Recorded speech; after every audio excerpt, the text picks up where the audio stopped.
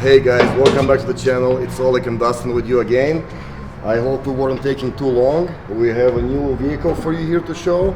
It's a Dodge Dart 1971, I guess. Yeah, 1971. It's got a 360 out of a 2000 Ram 1500 pickup.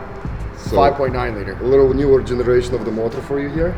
So what it is, it's a 5.9 liter out of a 2000 Ram 1500. This was a pretty common swap a few years ago. It's got the same bolt pattern as all the old 340s, 318, 360s. So you can literally take these truck motors with or without the fuel injection, and you can slap them in any old Mopar, bolted up automatic or standard. Yeah, you'll love your carburetors. We needed to take the fuel injection off for sure. Yeah, so we took the fuel injection off and put a carburetor on. Simply because there's a lot of talk on the forums on the internet, and people say you put a carburetor in the Edlebrock RPM air gap, which is the best intake. We prove that.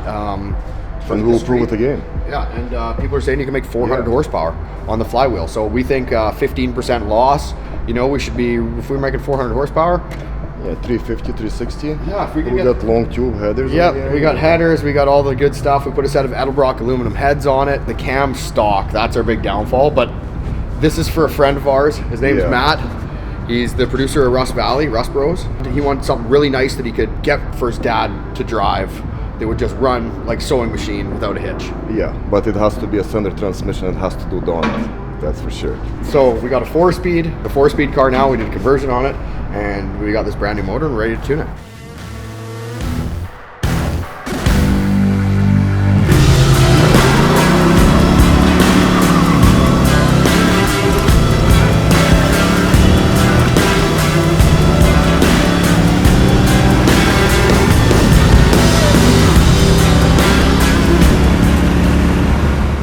Let's see what we can get out of it today. Yeah, so what's your numbers? What do you think?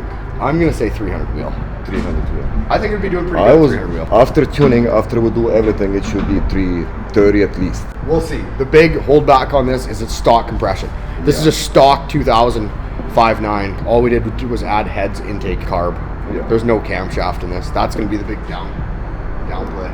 Yeah, but we can always upgrade something in it, right? We can change the heads. We can get the bigger intake. Or we can slap a nitrous. Okay, well, let's dyno it. Yeah.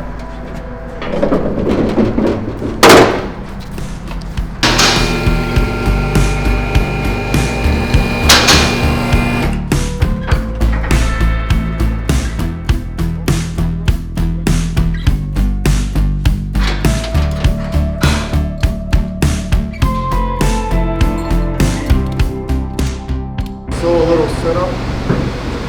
Have to connect a couple of wires so we can get the RPM.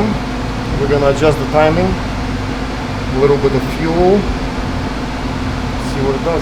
Okay, so this is called four-corner idle circuit. This is how you're gonna get the best idle, and you're gonna change your AFR at idle. First thing you wanna do is you wanna grab a vacuum gauge. You wanna hook it to full manifold vacuum. We're using a Holley carburetor. The reason we like using these Holley style carburetors, it's actually a brawler, is because they're mechanical secondaries, which means the primary is open, the secondary is open mechanically off your throttle linkage. They got dual metering blocks here. This screw on the side is your idle air circuit. There's 4 of them, 1 for each barrel.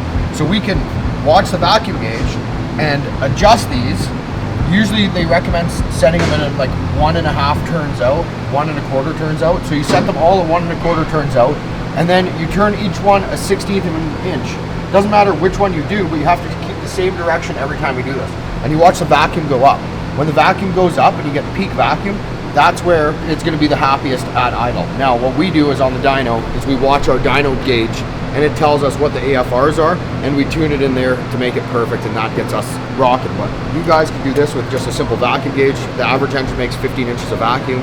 A crazy camshaft should make like 8 inches of vacuum. If it makes less, then you have a vacuum leak. The only thing a vacuum leak can be is your intake manifold gaskets or the gasket at the bottom of the carburetor. Again, we like using these carburetors because they're easy tuning for us. When people come on the dyno, we can tune these things up in a day. Even if we have a vacuum leak, we can change the intake manifold gasket and still be able to tune it up in a couple days. So that's why we're using them. It's the simplicity of using them. Edlebrocks are mechanical secondary as well, and they work really good, but a lot more time to really dial in. So we'll show you what we got and what we know.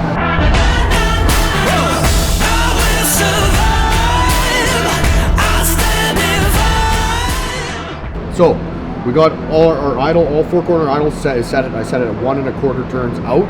Remember, you don't want to crank them all the way, and you will damage the needle and seat. You will damage it if you crank on it. So what we're going to get into in future episodes is the bog that you get out of a carburetor.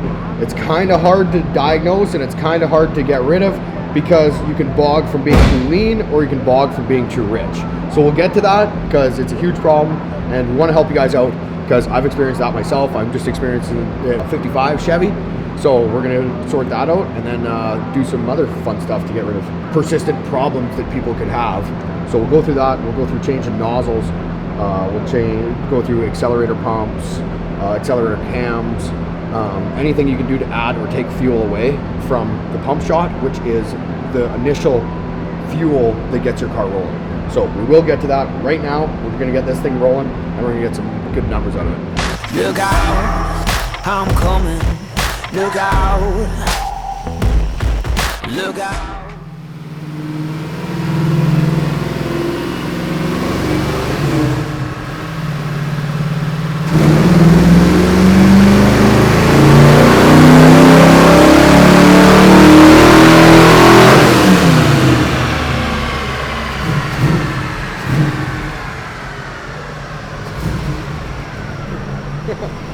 So pig rich. Like the AFRs are in the 10s, so we want to see like a 12.5 at wide open throttle, a 13.5 at cruising. So AFRs in the 10s, so rich, and it did 230 wheel and 309 foot-pounds of torque. So that's pretty respectable. We're gonna tune some fuel out of it, and I bet you it just goes wild. We know the drivability is good. There's no real hiccups here. The AFRs are good until he gets on wide open throttle. So we're thinking it just has way too big a secondary jet. So we're just gonna knock the jetting down. You never wanna knock too much jet out. So they always recommend, and you can get all this information on Holley's website too. They have really good instructional videos. So you never wanna knock more than 2 jet sizes out. So that's what we're gonna start with now. Our timing's good. It wasn't pinging. We checked it all out, and it needs a little less fuel. So we'll take some fuel out of it, and I bet you the horsepower number goes way up, judging being that it's probably pretty close to fouling the plugs right now.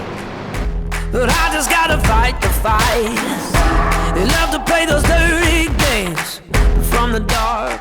So the carb, we looked up the specs on the carb. It's actually a 650. So 650 comes with a 70 front jet and a 74 rear jet. Now, like we were saying, it was just straight rich. So we're gonna go old school, and we're gonna match the back jets to the front jet. So we're 70 all the way across. I was saying only go 2 jet sizes at a time. That you should never go more than 2 jet sizes at a time. The reason we're going more than 2 jet sizes at a time is we've done this a lot. We know what a couple of jets will do, and at 10, it's so rich that it's not even picking it up on the AFR set on the AFR. So we're going to make it square. We're going to square it off. The car drove perfect, so squaring it off should, take the fuel amount out that we need for it to be just, in the almost perfect driving range. Okay, we're good to go. Let's do a dyno.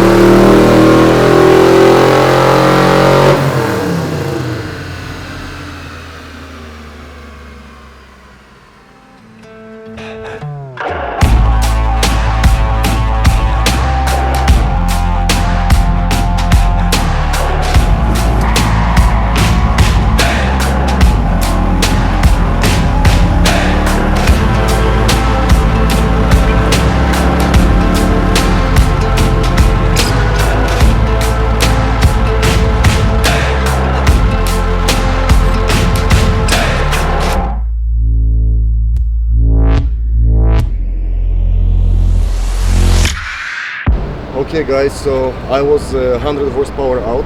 That one was a little bit closer, but still 50 horsepower out too. Although we gotta say, this one took a lot of tuning. Yes, and a lot of time. With our air quality, it's f***ed up. Yeah, and the air quality's crap, but we still got more left in it. We didn't even get to adjust the timing curve. Yeah. So that's usually good for another 15 wheel horsepower. tuning the timing in, and you know, we'll get to it. We just ran out of time today, so that's the bottom line. And then also is, you know, we got the fueling pretty much under wraps. We still have a little ways to go there too. So end of the day, we got 245 wheel horsepower, 325 wheel torque. It's pretty good. The motors are 235 stock. Yeah. I think to the crank. So you know, Yeah. there's lots more to go there. The big holdback in this one's the camshaft. Stock camshaft, just it's not. You know, the thing runs like a sewing machine. It's quiet, but the camshaft's getting you nowhere. I'm sure if you put a camshaft in it, this thing would do easy 275 wheel. Yeah. You know, stock compression. You Yeah. can't ask for too much. It's still a fun ride. When we did the first dyno, we did 210 wheel, 277 torque. So that was, we did get to show you guys that one. We made a couple minor adjustments, and right off the bat, it made 230 wheel and 310 torque. Yeah. So the power, It's still good for today. totally. Power's good. It's still rich. We got a bunch more tuning to do. We're gonna lean it out some more, so you know, we might get another 5-10 horsepower there. But all in all, you know, it's probably 275-ish once you get the timing, all that stuff. I don't see 300 being out of the picture. Yeah. 350 is Yeah. even. You could do 350 if you had, you know, a good cam in it. The Magnum motors are strong. Lots of people are starting to boost them. This one's going to get a Pro Charger, I think, eventually. Yeah. I'm surprised Matt with a Pro Charger. Yeah. Yeah. Right? So once you get into that game, you know, you're making more like 500-600 wheel, depending on how much boost you want to ram through it. So we're going to do that as well. But I hope you guys enjoyed that. Yeah, make sure to subscribe and press the like button. Thank you.